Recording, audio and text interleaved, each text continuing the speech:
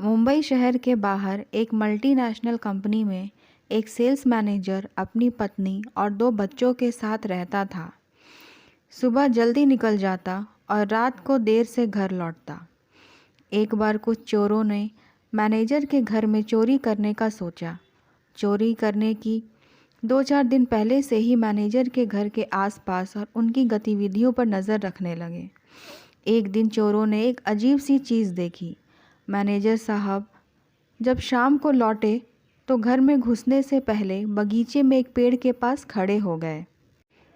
उसके बाद मैनेजर ने अपने बैग में से एक-एक करके कुछ निकाला और पेड़ में कहीं डाल दिया। मैनेजर की पीठ चोरों की तरफ थी, इसलिए चोर ठीक से देख नहीं पाए मैनेजर ने क्या निकाला और पेड़ में कहाँ डाला। चोर ने सोचा मैनेजर ने कोई कीमती चीज़ पेड़ में छिपाया है।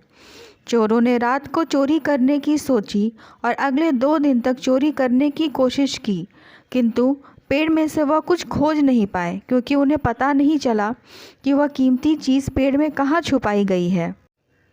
अंत में हार मानकर चोर वहाँ से चले गए। अगले दिन मैनेजर के ऑफिस से लौटने का इंतज़ार करने लगे। रोज़ की तरह मैनेजर साहब देर से घर लौटे। आज भी वह घर में घुसने से पहले पेड़ के पास गए और अपने बैग से कुछ चीज़ें निकालकर उसमें डाल दिए। एक बार फिर चोर सभी के सो जाने पर पेड़ के पास गए और जी जान से खोज किया, पर आज भी उनके हाथ कुछ नहीं लगा। अब चोरों की कीमती सामान से अधिक जानने की जिज्ञासा होने लगी कि आखिर वह मैनेजर इस तरह की चीज़ों को छुपाता है कि लाख खोजने पर भी वह नहीं मिलती।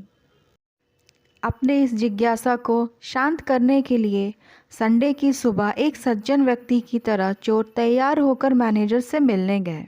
उन चोरों में से एक चोर ने मैनेजर से बोला, हम लोग कई दिन से आपके मकान में चोरी करने की कोशिश कर रहे हैं, लेकिन हमें उस पेड़ से कुछ भी नहीं मिला। पिछले 2 रात से हम सोए भी नहीं। यह बात सुनकर मैनेजर जोर से हंसे और बोले, अरे भाई, मैं वहाँ कुछ नहीं छुपाता।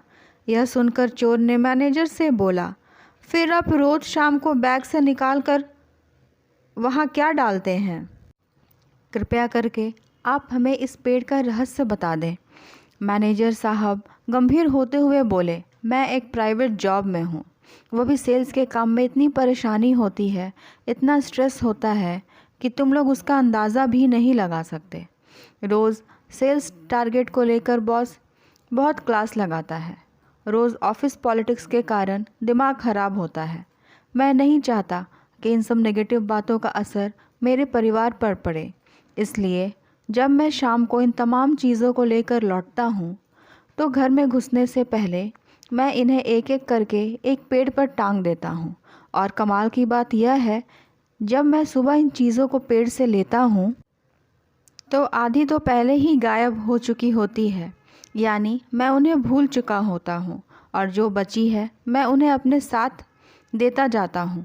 चोर अब पेड़ का रहस्य समझ चुके थे। वे चोरी में तो कामयाब नहीं हुए, लेकिन आज एक बड़ी सीख लेकर घर लौट रहे थे। दोस्तों, न जाने क्यों इंसान अपनी लाइफ को खुद ही टफ बनाता चला जा रहा है।